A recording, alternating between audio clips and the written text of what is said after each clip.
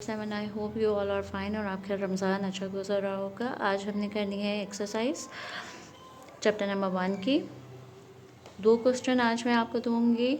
I hope को जो पहले मैंने आपको डायग्राम्स बनाने के लिए दी थी वो आपने कंप्लीट कर ली होंगी। Let's begin with our question answers. Number 1 is define unicellular and multicellular organisms, also give examples. Answer is unicellular organisms.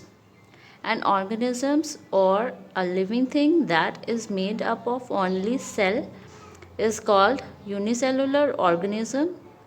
For example, bacteria and yeast. Question है कि आपने यूनिसेलुलर और मल्टीसेलुलर ऑर्गेनिज्म का बताना है और उनकी एग्जाम्पल भी देनी है। आंसर में यूनिसेलुलर ऑर्गेनिज्म वो जानदार जो सिर्फ एक सेल पर मुश्तमिल होते हैं। मेड अप का मतलब होता है बने हुए होना।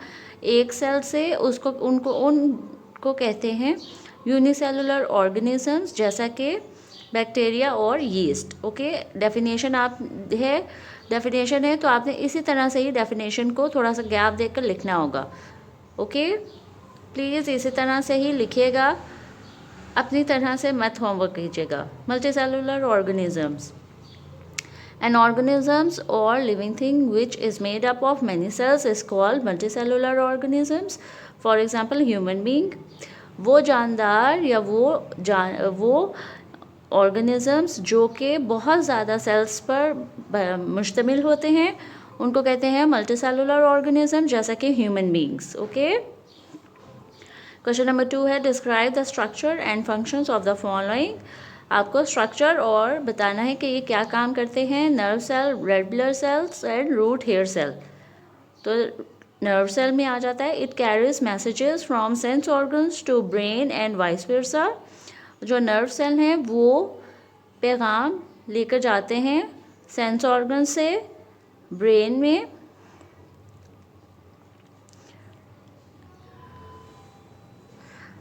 ठीक है, it has many branched ending to receive messages. इनके बहुत से ब्रांचेस जो सा हैं वो पहुंचाती हैं और भेजती हैं मैसेजेस, पैगाम in the form of electrical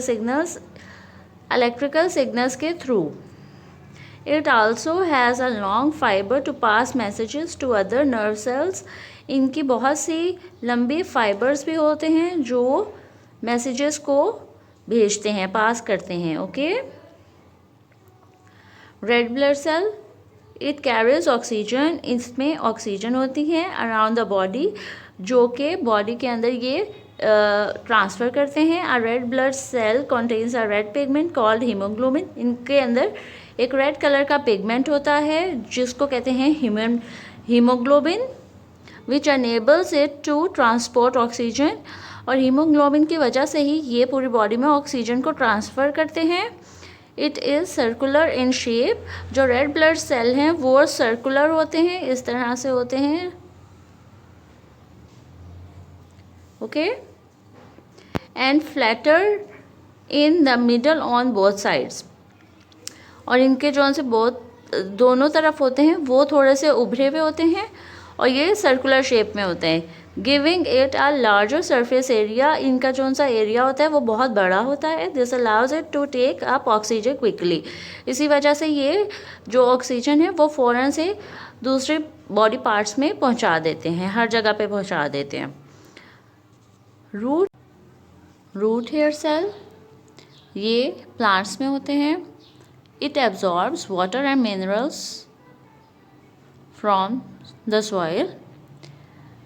ये ज़मीन से एब्जॉर्ब करते हैं पानी को और mineral salts. It has a long and narrow protrusion which increases its surface area.